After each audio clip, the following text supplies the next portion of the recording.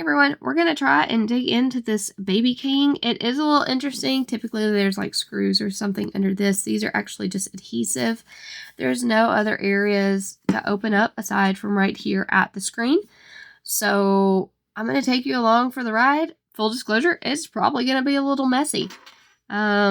Typically when we have this set up, the pumps are glued one way or another, or if they're not glued, then it's an extremely tight fit that might not end well. So sorry, my battery died because it actually took quite a bit of finagling.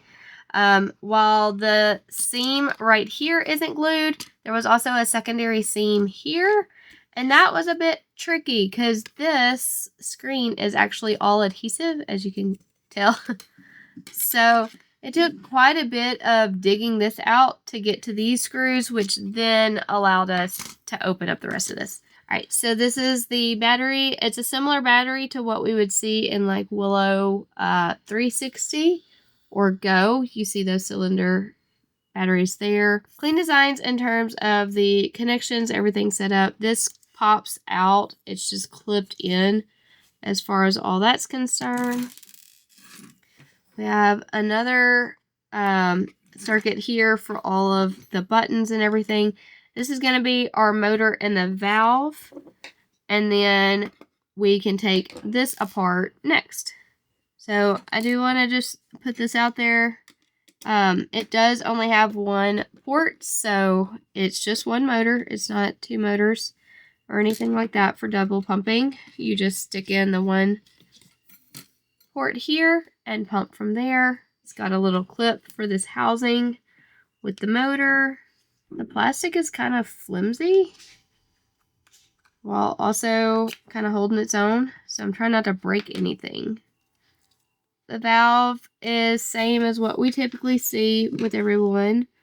They've got this adhesive on it to kind of muffle the sound, try and make it sound a little bit nicer. Oh, there's actually not any information on this. So that's interesting. Typically we get information per part that lets us know like what manufacturer it came from. Usually these are colored. It does kind of look like maybe just one manufacturer that just so happened to have all these things opted to just try and create a pump on their own rather than doing what most groups do and use a bunch of parts from different manufacturers in terms of sourcing to then create a pump. So that's kind of interesting. So there is some information on the battery, but it doesn't have manufacturing information. This is kind of like the bare minimum that they have to have on it. So there's really no identifying factor to this other than like we can see some information here on the circuit. Right in here, I'll end up doing some searches on that.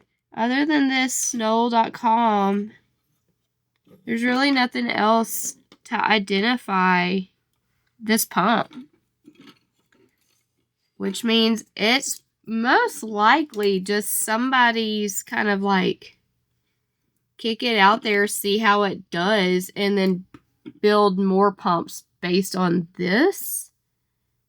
This is probably nothing more than a prototype that's just getting illegally imported and sold. I would be concerned to actually utilize this because that means that there's a lot of things that have not been properly vetted out and tested. It just kind of got pieced together and sent out into the world. So we'll do some more testing in terms of like how it performs on a pressure gauge and things like that.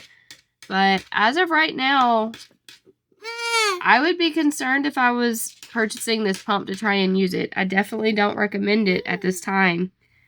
I'll keep you updated.